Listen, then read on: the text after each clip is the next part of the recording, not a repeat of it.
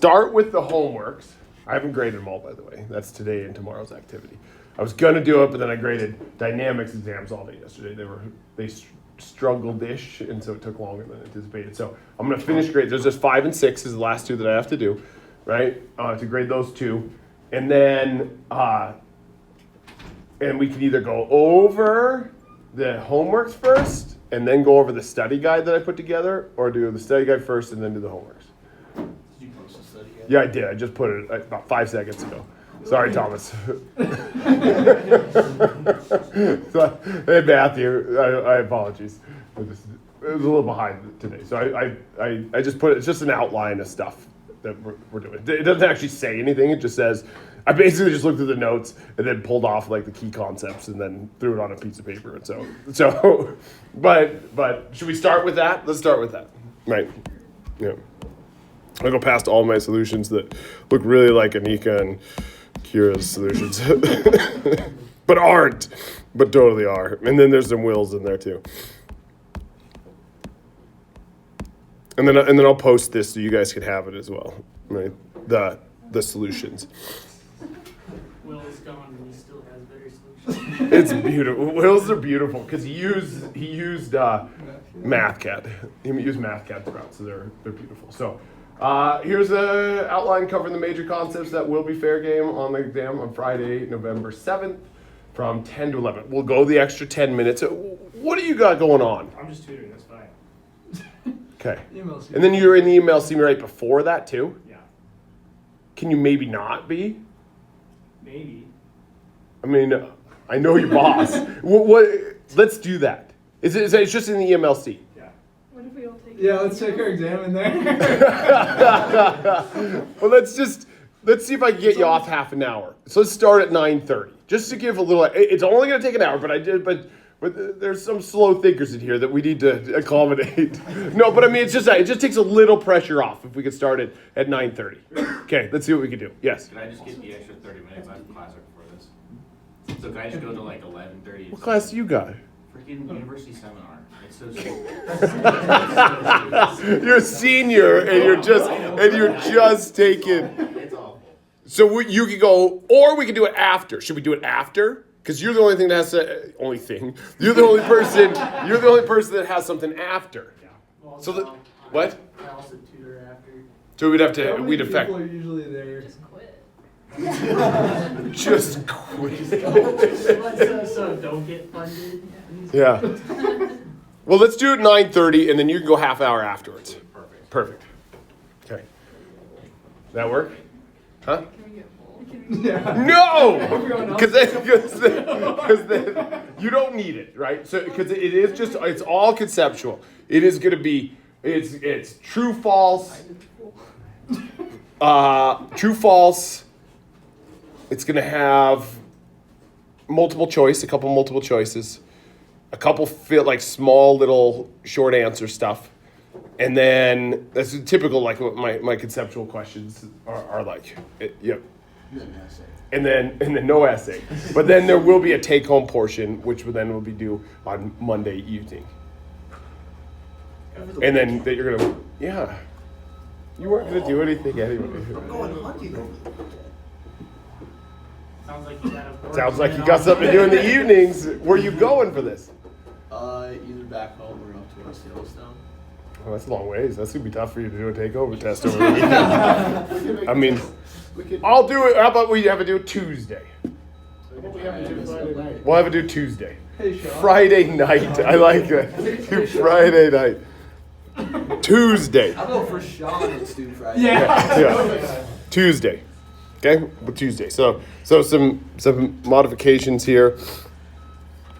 And, how about this? You can choose if you want to do the half an hour before or the no, I'm not doing that because then I gotta monitor it. It's not. Everybody start at 9:30, and we're gonna get you off of work, and then you're gonna go half an hour later. Hopefully I don't need it. Or we could all go half an hour later and get the two of them off of work. Let's do that. I'm gonna flex my power and see if I can get you. Still You like what? Both. No, we got it. Kyle, if we do both know if we could start 15 minutes. Or So we'll go to 10 to 11:30. 10 to 11:30. 10 to 11:30. I'm gonna get you two off work. You two. Yeah, you two off work. Probably. Okay. All right. So that's it. And 1 page of notes. 1 page. I'm gonna stick to that one because it's just conceptual stuff, right? So do 1 page of notes. Just one side. Hmm? Front and back, or just No, one side. One side. You're okay. 11 by 17, handwritten in your own handwriting. Could be made on a tablet, but then printed out, normal size, right? Like. you do 11 by 17? Oh no, sorry, 8.5 by 11. Fuck, sorry, dude. He's recording. We could. God, yeah, my bad. You could have exploited me there, not thinking there. Not 11 by 17. Go Bob, Sterling, I made You guys would have to go find 11 by 17 sheets of paper. It's not by the office. You know what? Let's do it. You could have one 11 by 17 sheet of paper on it. Yeah, 2 8.5. Fine. But not front and back. Nope. It has to be 11 by 17. It has to, if you want a second page, it has to be 11 by 17. One-sided 11 by 17. What did you say? Yeah, yes, you can, but I want to see. You have to tape it together first and then fold it. God damn it! I gotta push over. It doesn't matter. You can write all you want. She can't double-side it. She has to write 2 and then tape it together and fold it and then make it look like it, yeah. Just fold What's the 32 and difference? 42. Does it? It just because of making you go through one extra step, right? you kill an extra tree. Kill an extra tree. All right. So then I just literally, to make this, I just went through the notes and I said, all right, and just kind of pulled off some of the key things that we covered, right? One is pre-stressing, right? It's just pre-squishing the concrete so that you get less tension, right? And that's the whole point. Concrete is terrible at carrying tension. It's really good at carrying compression. Steel is really good at carrying tension. So why don't we just stretch a bunch of steel and squish it all together, right? And so we discussed that. Types of pre-stressing, post-tension versus pre-tensioning, right? The difference between those things, right? Post-tensioning turns out it's really weird. It's really weird, right? That when Kyle was talking about the design, like I always used to just treat them the same, like, oh, use the same principles for both of these. Yeah, you don't, right? Because it's weird when it's not bonded, right? Because if you think about it, really, what does not bonded look like? It just means there's 2 big point loads on the end, right? So that whole like M over S or like the FPEP over S, like you would do for the section analysis, that's just weird because that's not what's happening. You just have 2 big point loads that are off center on the ends and they're causing, it's just weird. And that's why it's just a weird thing. So, but anyways, one of them, right, pre-stressing, right, you stretch the steel first, you cast concrete around it, slice it, and then it transfers the load in. And post-tensioning, you have ducts along the length, right? And then you post-tension it after the concrete's cured, right? The advantage is a disadvantage, right? It has better performance, serviceability wise. Less cracking, it's more durable, all sorts of stuff associated with that. But then the disadvantage is it's expensive, right? It's extra steps to do it, and so it costs more money to do post-tensioning. Oh! Monday, during class, we're going to tour a post-tension project. He's going to do it at 10. So I got to get you out of school on Monday, too. Out of work. I got to get you out of work on Monday because we got to go a little early because it's downtown. And they have the floor in, they have the ducts and stuff. But I'll send out some details. The apartment? It's the apartment, yeah, that's right downtown. It's right off, I don't know where it's at. Right off of Main? Yeah, no. I don't know where it's at. Oh. I think it's off of the other one. One with Are the they building on it? checking it? It's DCI's doing it. Axel's gonna give us a tour of that one as well. And they just laid down the bandit and the uniform things. And we have to do it next week on Monday because they're gonna cast concrete over it and then we can't see it anymore. So I want to see it. Does that work with everybody Monday? Yeah. Except for you. We're gonna see what we can do. We're not gonna be too long, but just to make sure we can get it in there. So maybe we'll go a little bit early. Or do The it- U2. Do it at 8 and get us out of Tim's class. I don't touch Tim's classes. He scares me too. He scares me too.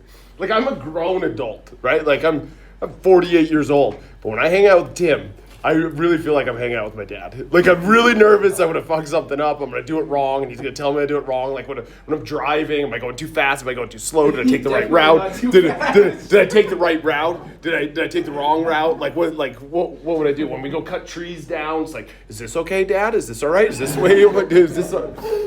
He's like, I'm a grown man. He scares me. All right. Then we spent some time talking about the materials, the steel, right? The types of steel that gets used, right? And we just dealt with 7-wire strands, right? Typical sizes and properties of those strands, the stress strain response, that there isn't a big yield plateau, that it just kind of goes up and then breaks, but we do assume that there is some offset yield value, right? And then differences versus mild, right? I just mentioned all those things, being ductile versus not ductile. 270 KSI versus 50 KSI, and we do that. The way we get 270 is we sacrifice ductility, right? Should we somehow write down the table for all the sizes? For the No. I'll give you whatever you need there, probably. And if I forget, tell me. Yeah, but there's no calculation. Yeah. That'd be funny. Like, what's the area of a half-inch diameter? Yeah, I was just gonna say you should know that one, right? You should know that one. That's the only one we used, right? Right, but then you're going to do something like, what's that of a 250 strand? Yeah. Or The compressed. Yeah. The compressed one. Huh. Oh, that's what that's called. Yeah. Concrete, right? Typical product. Just higher strength. Same thing, right? The higher strength concrete because of the pre-stress losses. Same thing. The reason we started out with 270 is because we're going to get pre-stress losses due to creep and shrinkage and other things. And so we have to start out with really high loads so that when we get those losses, it doesn't hurt us, right? And then we talked about desirable properties, low creep, low shrinkage, things like that, right?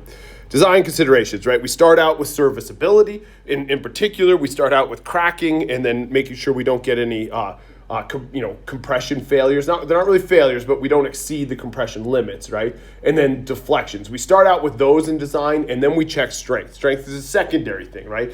If people die, I'm glad it's in there, right? I'm glad it's in there, that preventing people from dying. But we typically, due to the design, is governed by the serviceability. The reason we're doing pre-stressing is for serviceability, for the cracking and the deflections and the durability, right? And then how does that differ versus traditional concrete? We design for strength and then just make sure that it meets like deflection criteria afterwards. But serviceability is kind of low on the list in traditional. Elastic flexural analysis, right? This is we talked about the moment curvature behavior. There's a nice little graph associated with that. We talked about the load stages, right? A lot of what's going on with these designs is the load stages, right? There's different limits for the different load stages, and there's different loads that you use, right? We had a couple homeworks associated with that, right? The mechanics, like where does the equation come from that we use in design, right? Pretty straightforward. The FP, negative FP over A minus FEP over S plus M over S, right? And then using the sign conventions and Not true.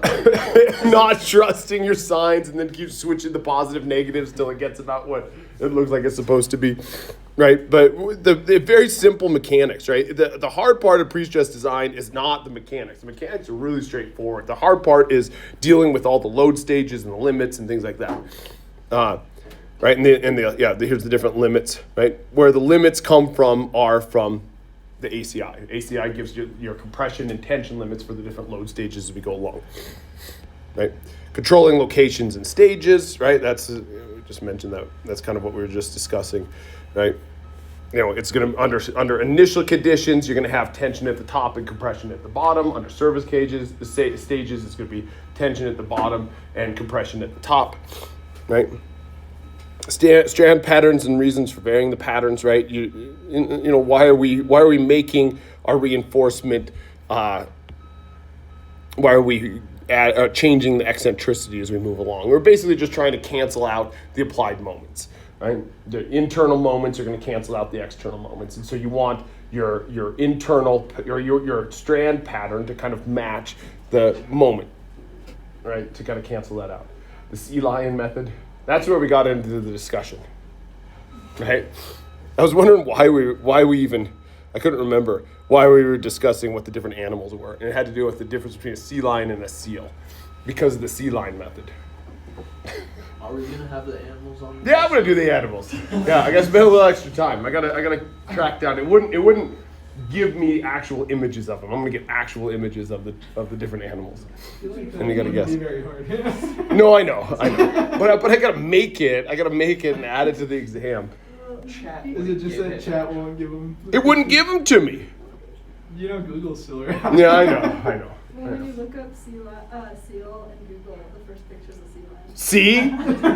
Google doesn't even know. Maybe they're not. Maybe they're the same thing.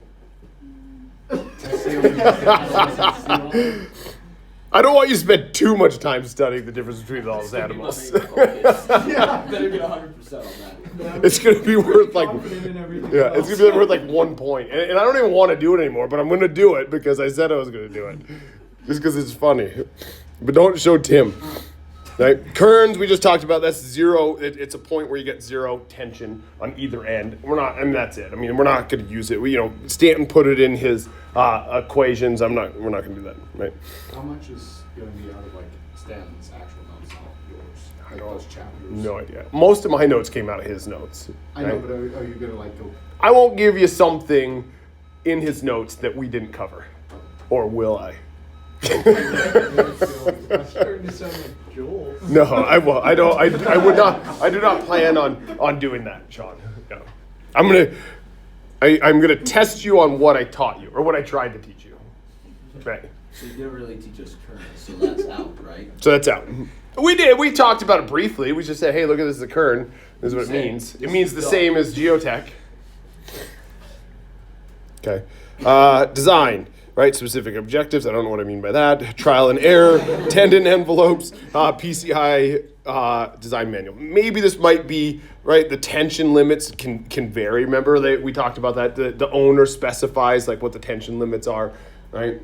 I think the last homework I didn't tell you what the tension limits are. I apologize. It said per ACI. Per ACI, but then I would argue you would design it for everything we've done so far is uncracked, and so I would put the uncracked limit, which was 7.5, or is it 12? 7.5 square root of MC. But that's fine. I mean, if you did a higher one, that's fine.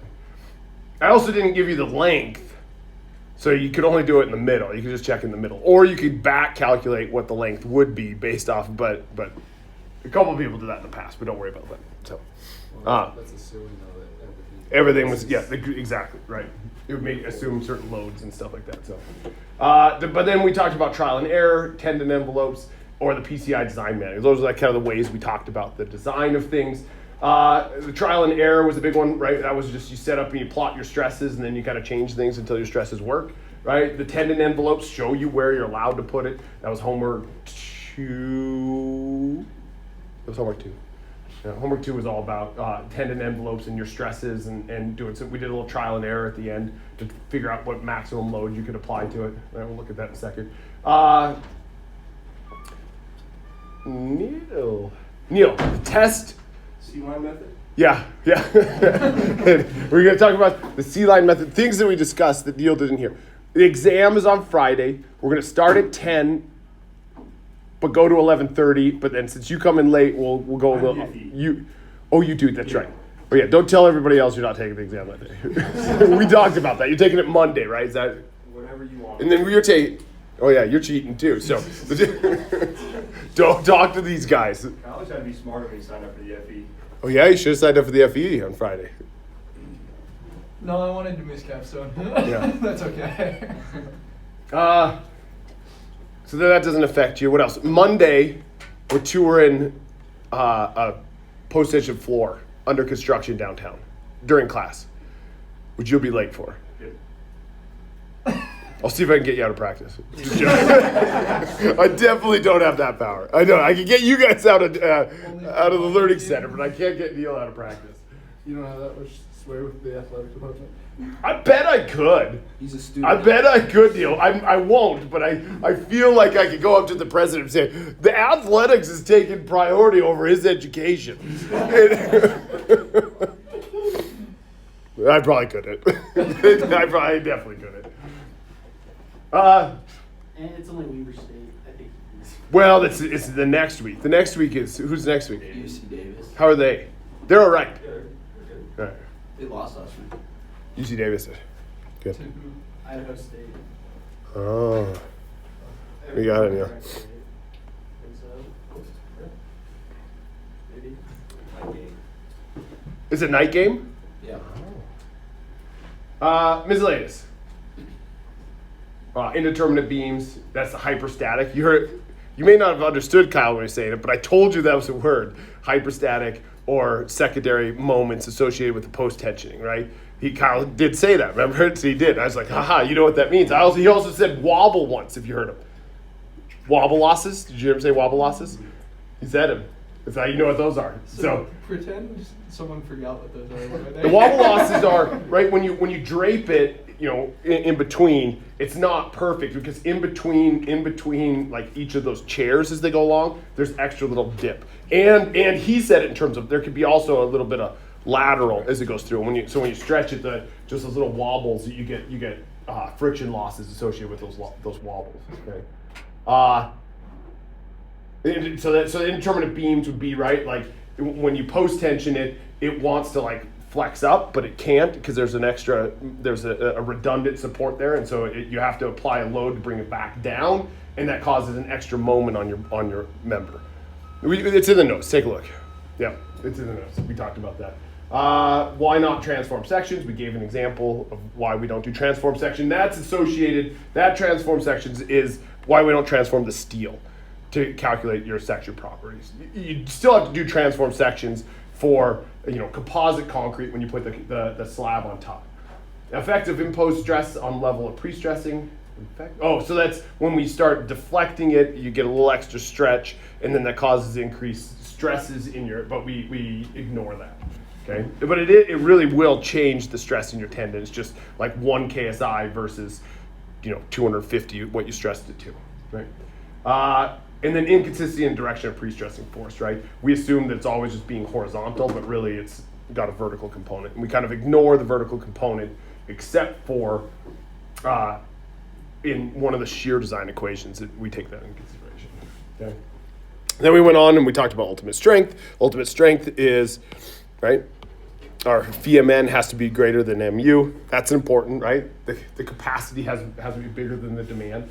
Right? We talked about the mechanics, same mechanics basically as used in regular reinforced concrete. Although I did, the most comments I made were on this homework 3, just because some people were doing that one incorrectly with like that T-beam type of thing. Because you should have done it my way. Also, I did find this on several people. There are, when in regular reinforced concrete, there can be 2.85s floating around. 2 0.85s floating around. There's a 0.85, which is it's always the depth of your Whitney stress block, and then there's the beta value, which can be 0.85, and so I think that threw off some of. I point at the front here. I think it threw off some of you. I think that's true, right? Did you not look at your homework? No, right? that was. Yeah. There's 2 of them, and in fact though. In our homeworks, that beta 1 wasn't 0.85, it was 0.8. So you fucked up multiple places. No. Or did you just? I just replaced 0.85 with 0.8. Oh, that's what you did. You just did one. Okay. Beta 1 Yeah. there and Yeah. just 0.8. Yeah. Dumbass. That's my thing. I got that going. 98 in this Yeah, I class. know. I see. Well, so far. After this weekend, we'll see.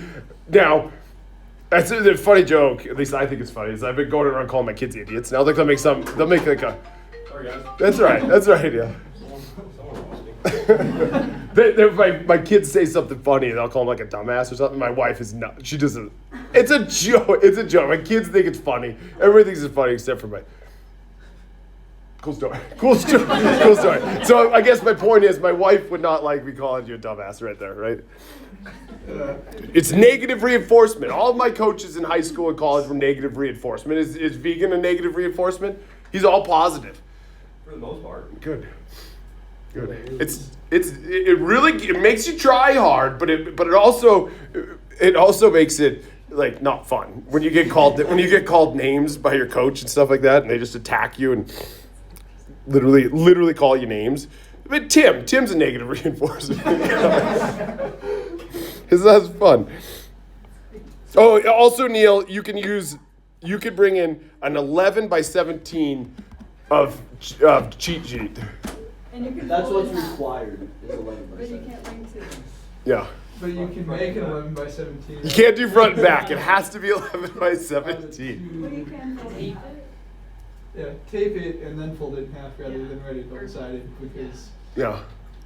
It's a long story how we got there, Neil, but I wasn't willing to give in to double-sided, but I'm willing to give in to 11 by 17. 2 8.5 by 11s taped together and folded.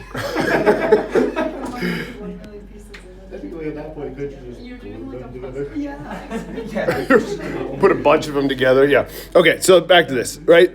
So the mechanics are the same. Just be careful of those. Look back at the homework, right? We did the strain components. That gets really weird. If you didn't do the extra credit, the strain components aren't that big of a deal. There's just that one at the end that you check. If you did strain compatibility, there's a lot of strain components, right? There's the 3 different ones: the decompression strain, the pre-stressing strain, and then the stuff that happens afterwards, which is what determines what our fee factor is.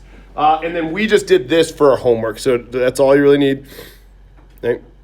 Is either really what you would need is this one. I mean, what you'll do in design if you ever go that route is just going to be using the ACI equation. You're not just going to assume it's FPY, and then you're also not going to do strain compatibility. You can if you wanted to, because some of you have your spreadsheets now that can do this, but really what you'll do is this.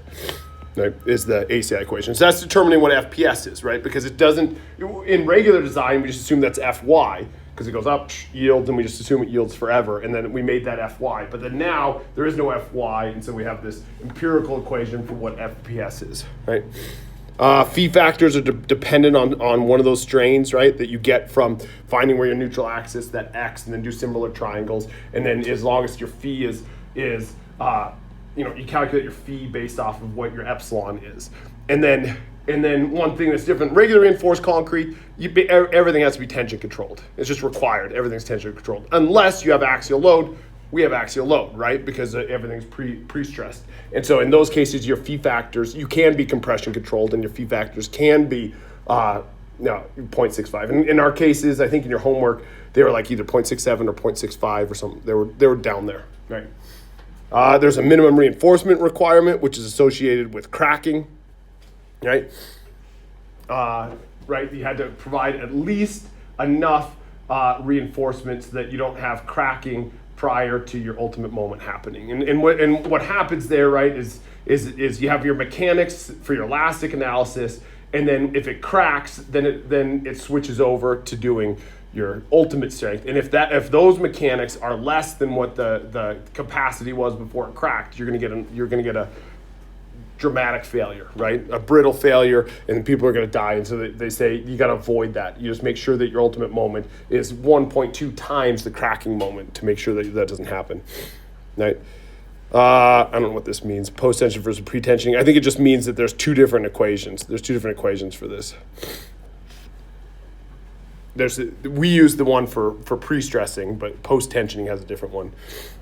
And then the minimum bonded reinforcement is tied to this. I don't know why they is there 2 different ones, but that's how you fix it, right? If you don't meet that 1.2 times the cracking, you need to increase your ultimate moment without increasing your cracking moment. And if you add more pre-stressing, then your cracking moment, you're chasing your tail. Your cracking moment is increasing at the same rate that your ultimate moment's increasing, and so you're chasing your tail. So you have to add in bonded reinforcement, just minimum bonded reinforcement, just regular steel in there. And that'll increase your ultimate moment capacity so that you can go from there. Okay, shear capacity, right? You had a homework specifically related to this, right? Your capacity has to be greater than your demand, right? Most of our work went into calculating VVC, right? And that VVC, right, is affected by the pre-stressing, right? Adding pre-stressing increases your concrete shear capacity by adding in some normal stuff. We did some Morris circle throughout to kind of demonstrate that, like how adding the pre-stressing in one of the directions increases our shear capacity,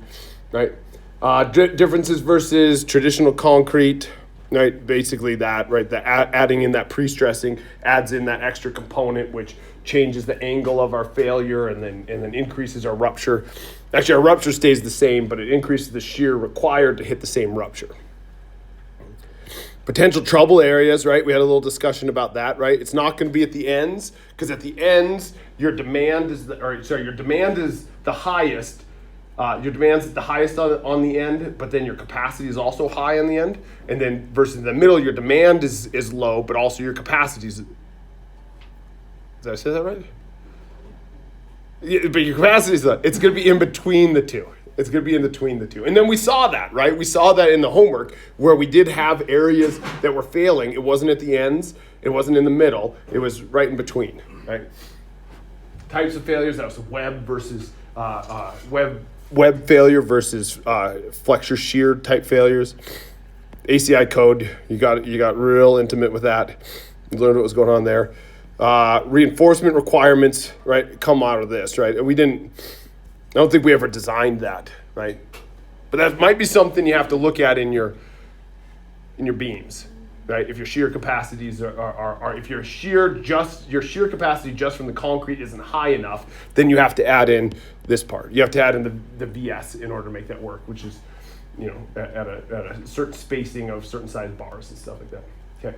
Deflections, briefly talked about mechanics and how we calculate the deflections. We didn't really spend a lot of time talking about nonlinear deflections.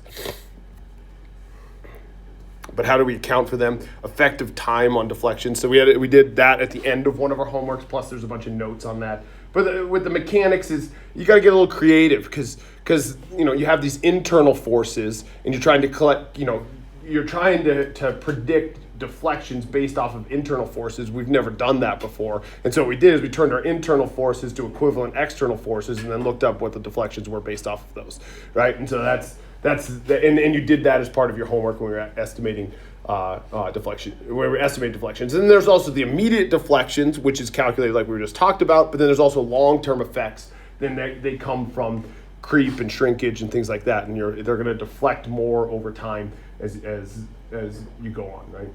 And we had a little homework on there. We just did the PCI design method, but it is a big guessing game. Pre-stress losses, right? They come from your concrete squishing under load. That constant axial load will cause it to creep. That's the big one. Shrinkage is the other big one, right? I think Kyle said that was not this Kyle, the smart Kyle was saying that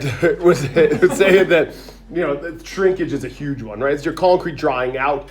What he didn't mention a lot of times, sometimes it's not just drying out, just the whole hydration process when it goes from liquid and then it has the cement particles and then they're going through a chemical, right? There's a chemical reaction that's taking place and there's hydration taking place. That ends up shrinking a little bit. There's two different types of shrinkage. There's that one and then there's the drying shrinkage that happens as well.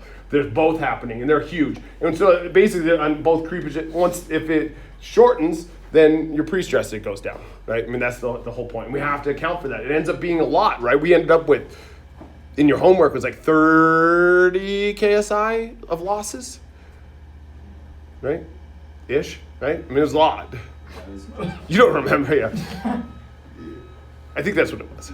About 30 KSI is what or somewhere in that vicinity. It's a lot, right? And that's why we're starting out with 270. Started out with 50, we'd be in trouble, right? So we start with 270. You get 30 KSI, it's not that big of a deal.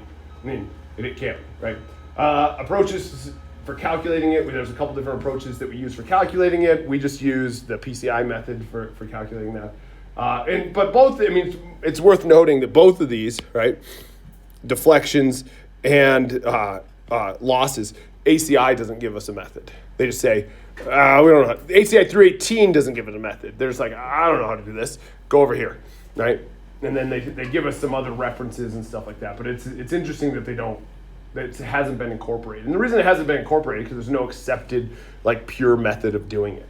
There's just everybody's like, everybody's guessing. Who knows what it is? Read these other books or these other codes that just say they spend more time talking about how much we don't know what we're doing, right?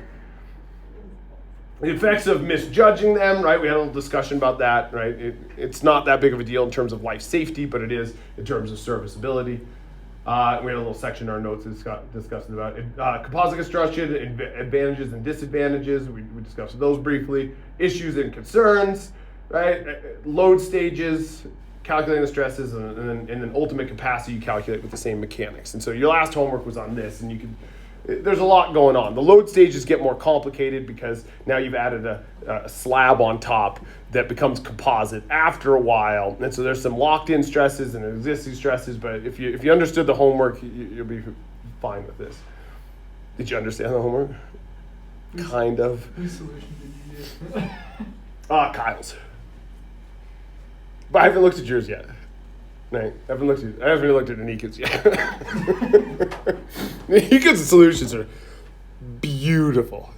Kira's yours are pretty good, but they're not Anika's. They're not Anika. No. Oh yeah, you can put those together.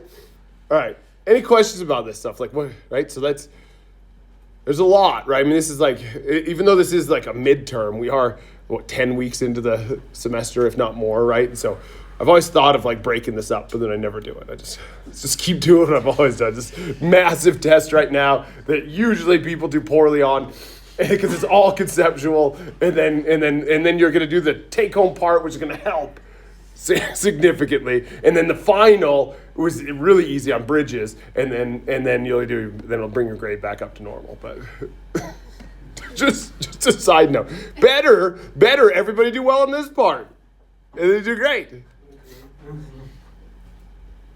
You guys want to look at the homeworks really quick? We have 13 minutes. I'll post these. Is that okay? Okay. Yeah, Okay. I guess. Yeah, you don't have a choice. I already put this together, so. Oh my God, I have so much story out there. It's all Anika's there. Oh, there's it, Kira's. Do you see what I'm saying? The Kira's is good, but just not as just Brutal. just not a. We already went over this one in class, I think, right? We did discuss this one, right? We did go over that one in class, right? Homework 2. There's a lot. I mean, this is the biggest one, right? This is what we spent a lot of time to get to this point, and then do it. So, see what's nice about Anika's, right? Is like, look at this. She grabs like the code sections and put them in. This is something you guys should aspire to. I'm serious, right? These are just beautiful. It's a lot of extra work. Yeah. Oh, but it's just, Color coding. yeah, but like change the color. You just have to tap one little thing and the color changes. How do you do it on paper? Oh, that's dumb. That'd be dumb. Or you could just Pick do a up another PDF pen. of MATLAB. Yeah, or pick up another pen. Probably even easier. Yeah. Probably even easier. Or you get better. Get one of those pens that has the multiple. Oh, multiple. Yeah, the little multiple button things. Maybe I'll get you. Maybe I don't know, but I'm gonna get you one if they. I'm gonna see what I can do, Gavin. Right? And then right, it goes through, pulls out like what values we used from the table and stuff, right? And then just did some sample calculations, right? And then really what I'm on is this, right? When I graded them, all I did is look at these, right? Just to see how these things are. So these are your tendon envelopes. We derived those based off of the limits, right? So if you remember that, it was based off of the limits that we had. And basically it just shows you where you can place your tendon, right? I will say I would have wished you would have used two different types of lines. On the lines you had to stay above and the lines you had to stay below. That would next time. Why is your x-axis halfway up the cliff? Yeah, if she flipped it, right? Then put it down at the bottom. You can just adjust the Not good enough, John. Maybe she doesn't want my solution to be up anymore when people are critiquing it. I mean, I guess I started the critique. I started the critiquing. I guess your reds, you stay above, and then your other colors, you stay below. Right? Right? That's what I did. Yeah, that's right. I like the different color. Yeah, I do like. You are colorblind? No, I'm not. Oh, okay. I like the different colors because I'm colorblind. What? What I don't understand is how an adult, anybody colorblind? Have you ever tried the glasses that make it? Mine they don't work for me. Oh, okay. Because you always show like. So, the two rows of colors are identical for me right now. Oh. Like the left road we're calling is the same as the right road right now. Oh. It's like I can't tell you like That's what not- half of those lines are. That's why I was like, the texturing would be really good. Yeah. But you know, I always get these reels where like an adult puts on those glasses and they start crying. Oh my God, I can see color. It's like, I was like, hey, right, how is it taking you this long in your life to not try those glasses, right? Like, why are you, like, they've been around for a long time.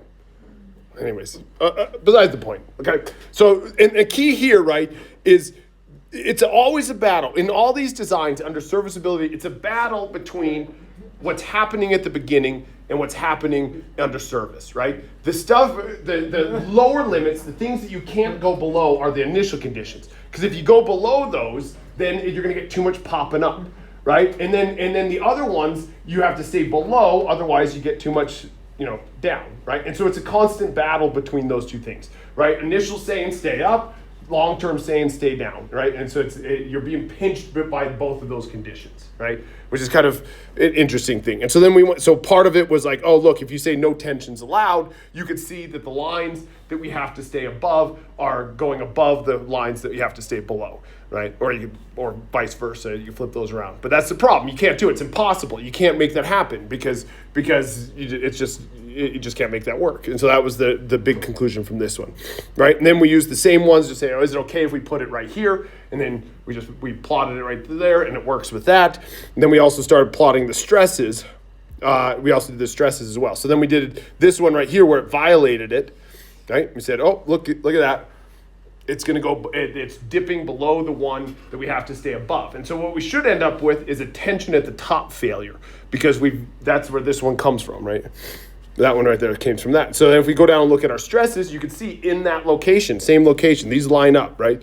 This and this, this and this should line up because they're related to each other. One's the tendon envelope, one's just the stresses afterwards, right?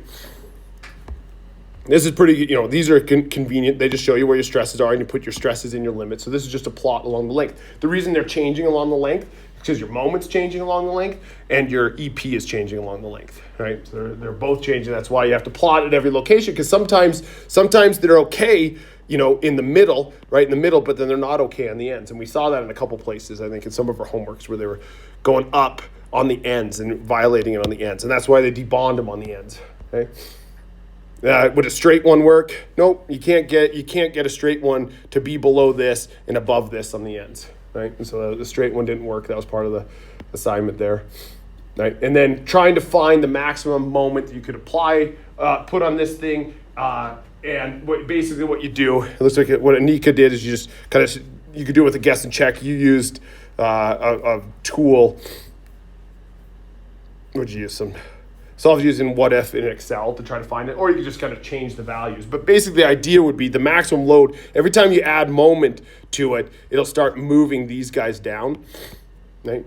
Our allowable location starts moving down. And then if you could solve for it to where the one that you have to stay below touches the one you have to stay above. And that's the maximum there, which is around 3,000 pounds per foot. Or you could just do it by hand. A lot of people just calculated it themselves, right, using the equations.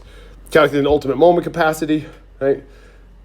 This threw a lot of people off. This had to do with, where it threw some people off, was you got two compression forces. You're going to have a compression. It's easiest to do it this way. You're going to have a compression force that's coming in right here at the center of this block, if you want to do it that silly way. And then you have this block down here, and you have one coming in right there. And so that's where you have those two compression ones, right? And then when you go, and a lot of people did that fine, and the A that you're finding is this A, which your equation for doing that's just slightly different, right? Everybody did that fine. Where people kind of messed up was when they calculate the moment afterwards. The moment, you can't just do C times D minus A over 2. That doesn't work anymore. You have to sum the moments about one point. Like I always do it. I always just say, I'm going to sum it about right here.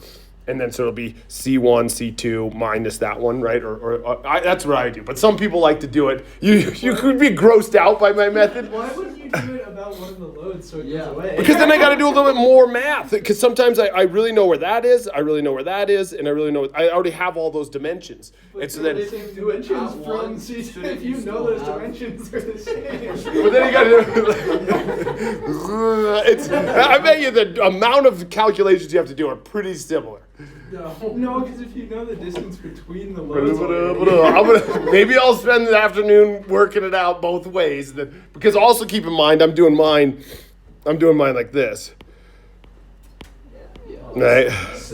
Right? And that one's acting right through the middle there. That one's acting at just A over 2. Their A over 2 is, right, is what that one ends up being, right in the middle. I saw somebody do it that way. Who did it that way? You're damn right, Noah. You're right, Thomas. Yeah, smart ones. It's not very progressive. What does Tim say about your method? You taught it the other way. Yeah, I was gonna say. I do it the way. I want to point out, I taught Tim how to do And that. then he- Then he changed it to a better way. I did teach him though. And so that was the big one, right? And then there's different betas and there's a 0.85 and a beta. They're two different values, right? And so you gotta be careful of that. And the beta changes based off of the thing. But then it ended up, you got about the same value. And then Anika even went on in her solution and did the strain compatibility, which is a lot. Good for you, though. Right. And it turns out it's about the same. In fact, actually, it's a little bit less than what the other values were, which is interesting because you think that it'd be more conservative, but it ends up not being more conservative, which is interesting. It would be less conservative. It was, yeah, You would assume it to be less conservative, more but it was more conservative. Oh, Yeah, it was the opposite of what you thought it would be. Yes. Yes. Yes.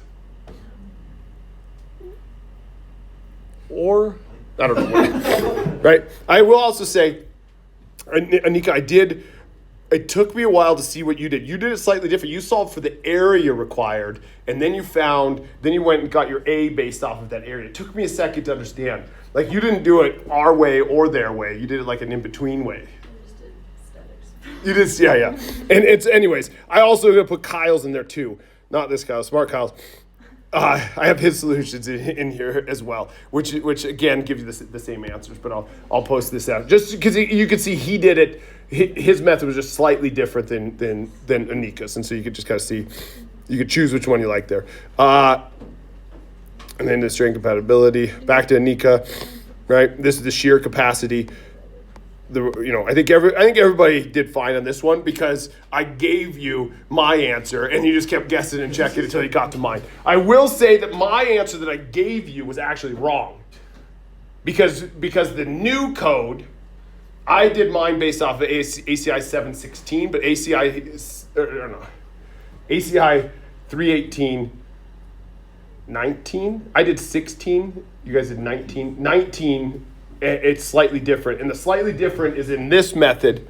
In this method, there is no limit on the D. The D, the 0.8H thing that a lot of you applied, you can't do it on that method.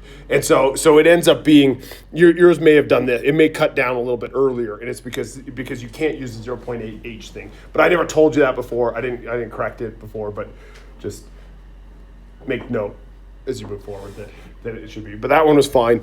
And then this is Will's. This was the big one, right? This was checking everything, checking all the capacities, and making sure that everything works. And he did it in MathCAD, and he even had like drawings and shit. Will's beautiful. Right? Here's one of those cases where, well, Will's beautiful, but also his homework is beautiful as well. So this is one of those cases where it failed on the ends, right, under initial conditions, because you don't have Momino out there fixing things. He has a plot of all the stresses to show that everything works. He did strain compatibility for calculating his capacities, right? And one of the things to note with this is the capacity, right? My phi-mn ends up being 2523, and then my mu max is 2534. And so they're right on top of each other, which would indicate to me that limit from the table is probably based off of this, right? Because you're the allowable load that you can put on it. Everything else was fine, right? Except for this. I would assume that, which is kind of neat to see that was the controlling limit, was actually the ultimate failure as opposed to the serviceability conditions. Because all the serviceability conditions were fine except for at the ends. Right? Shears, I think it might fail in shear. Or it's right there. Right on it. Pretty dang close. deflections. If you do the deflections right, there was a lot of assumptions that went into these that you had to be really careful of. Like when you calculate your initial deflections, you use your initial stiffness, right? And then these factors that you apply on it that talk about the long term, they'll take that into consideration, right? That there's going to be a change in EC as it goes along and stuff like that. So those factors. So you kind of do these initial calcs using ECI, right? And if you do that and apply your factors correctly, you get 1.3, and then, you get 1.36 inches of camber, and then the manual says 1.3. So I think that's pretty dang close to being the right answer there, right? They're close enough. And then when you look at the longer term, so under service conditions, you get down to 0.385, and then they give you a 0.4 in there. And that's without the live load. And then the other thing you gotta be careful of is you use the ECI for some of those calculations, but one of these, when you get down under the dead load, you use EC, which is the long-term concrete strength, because that's now, right, it's old at that point, and so that extra deflection that you get there is going to be based off of that. I know you got to go. No, you don't got to go. You have to go in 9 minutes, but we can keep going. I just keep going here. Let's just finish this off. Right, and then pre-stress losses, right, just very prescriptive going through there. I think they got 36,000 PSI. Is what we got for the losses. Oh, no, sorry, that was a given pre-stress losses, and we got 30,000, or just 29,000 PSI losses. So a lot of losses, right? And this is just an estimate, right? I just said, use 0.8 times, or whatever I said, 20, but yeah, 20% of the initial is what we lost. That was just a guess. Homework number 6, this guy, right? And I think that it worked just fine. What did you guys get? Yeah, It was fine. It worked. Yeah, and so this is Kyle's solution to that, which I'll post these. I hesitate to post them. I hesitate to give them away. What if I print them? Well, I just thought, what if I print them out and put them from my office? Do I just give them away? How about I give them away if you promise not to give them to people? Right? Well, I don't know. People from 2 years from now. We'll be gone. Will you though? We'll see. We'll see, right? We'll see. I have run into that problem before, where you work with somebody that took a class from me before, and they're like, "Oh, hey, you want to see my old?" Ah, shit, I should ask Jock. Yeah, but I will say this: one thing I've done is I keep all the exams, so you can't find an old exam. Well, if you can, then you're cheating, because I thought I've kept them all. I'll give them back to you, but you have to give them back to me, and I just keep them and I shred them up so that you can't ask Sam, do you have the old exam from the? But I also change them quite a bit too. I thought you rotate different problems. Yeah, I do. I got 5 going. I got 5 going and kind of flip between them. I say I talk with you to see what your weaknesses are, and then I pick the one associated. that's your weaknesses. Sam is rubbing off on you.